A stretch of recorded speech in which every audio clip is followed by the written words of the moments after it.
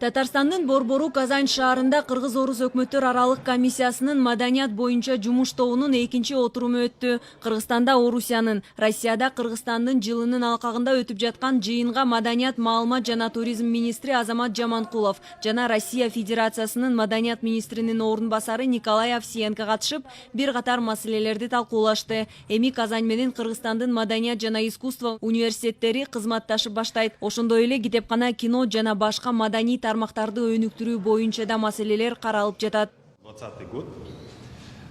Это перекрестный год Российской Федерации. Быйыл Кыргызстанда Орусиянын, Россияда Кыргызстандын жылы. Буга байланыштуу маданият боюнча жумушчу топтун отурумун Татарстанда өткөнүнө биз кубанычтабыз.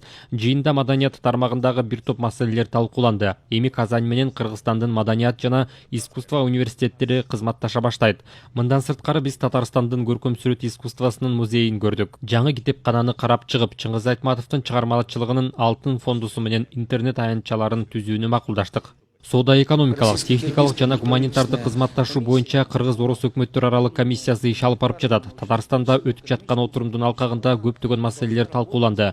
Алар маданий кызматташтыктын бардык тармактарына тиешелүү. Бул билим алуу, китепкана, театр жана башка тармактар. Ошондой эле бүткүл дүйнөлүк көчмөндөр оюнун Татарстанда өткөрүү боюнча талкууланып жатат.